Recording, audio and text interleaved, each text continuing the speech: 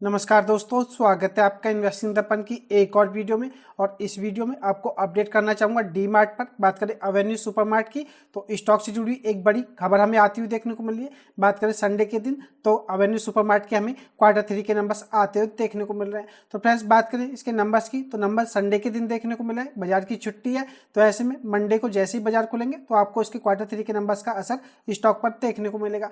बात करें D mart stock की तो 10 जनवरी को स्टॉक में 2.92 यानी कि कहा जाए तो 3% तक की बड़ी गिरावट देखने को मिली। बात करें स्टॉक की 3,702 रुपये पर हमें स्टॉक क्लोज होता हुआ देखने को मिला है।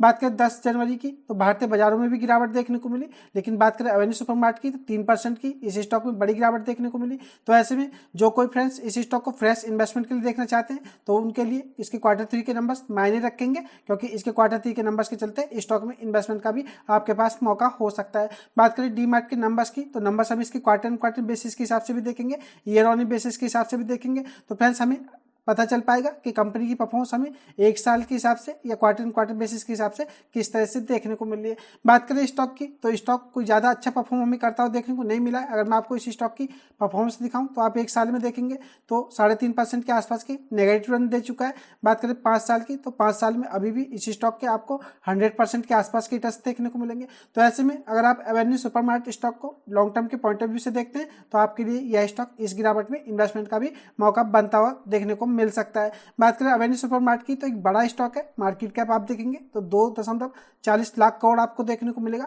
अगर आप इसका 52 वीक हाई देखेंगे तो यह 5,484 या 85 रुपए के आसपास हमें देखने को मिला है। बात करें इसके हाई से गिरावट की तो गिरावट भी आपको दिखाना चाहूंगा। बात करें स्टॉक की तो स्टॉक लगभग 30% से ज्यादा के डिस्काउंट पर इस समय अभी भी हमें देखने को मिल रहा है। तो ऐसे में आपके पास इस स्टॉक में इन्वेस्टमेंट का भी मौका हो सकता है। देख लेते हैं नंबर्स किस तरह से देखने को मिल रहा है। बने रहिएगा वीडियो में। इससे पहले चैनल पर नए हैं तो चैनल को भी सब्सक्राइब कर लें। वीडियो अच्छी लगे तो वीडियो को लाइक करना भी ना भूलें। अब बात करें दिसंबर 24 यानी कि क्वार्टर बेसिस के हिसाब से नंबर्स की तो देख लेते हैं किस तरह से देखने को मिल रहा है। ईयर ऑन बेसिस के हिसाब से भी देखेंगे तो स्थिति का पूरी तरह से पता चल पाएगा कि हमें बिजनेस परफॉर्मेंस किस तरह से देखने को मिली है।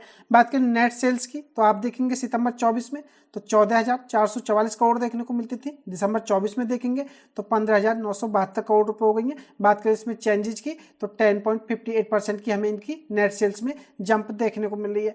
बात करें ऑपरेटिंग प्रॉफिट्स की तो आप इनको देखेंगे तो 1,093 करोड़ देखने को मिलते थे, जो कि बढ़कर के 1217 करोड़ रुपए हो गए, जिनमें कि 11.29% की हमें जंप देखने को मिल रही है। बात करें इंटरेस्ट की तो इंटरेस्ट हमें थोड़े इनके गिरावट में देखने को मिल रहे हैं। या बात की जाए तो कंपनी ने इंटरेस्ट ज्यादा पे किए 16.32 करोड़ रुपए के, इंटरेस्ट बढ़कर के 18.21 करोड़ हो गए, जिनमें कि 11.58% की एक तरह से गिरावट या कहा जाए तो इनकी परफॉर्मेंस हमें वीक होती हुई देखने को मिली है। बात करें एक्सेप्शनल आइटम की तो कोई देखने को नहीं मिलता है।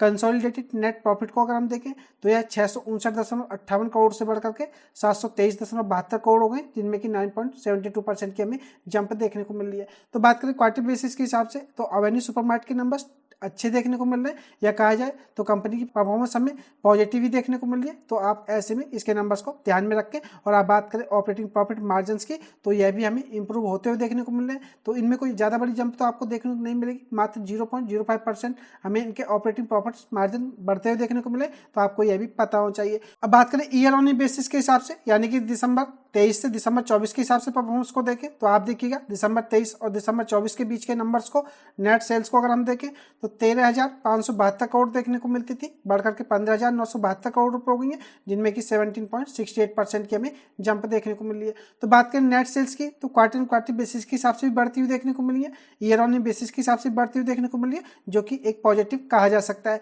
बात करें ऑपरेटिंग प्रॉफिट की तो इनमें भी 8.69% की जंप देखने को मिली है, जो कि 1,119 करोड़ देखने को मिलते थे, बढ़कर के 1217 करोड़ तक हमें जाते हुए देखने को मिल रहा है। बात करें इंटरेस्ट की तो इंटरेस्ट हमें ईयर ऑन बेसिस के हिसाब से भी इनके बढ़ते हुए देखने को मिल रहे हैं, जिनमें कि 25.15% की हमें बढ़त देखने को मिल रही है। बात करें कंसोलिडेटेड नेट प्रॉफिट की तो 690 करोड़ रुपए की नेट प्रॉफिट बढ़कर के 723 करोड़ रुपए से ज्यादा देखने को मिल रहे हैं, जिनमें कि 4.79% की हमें जंप देखने को मिल रही है।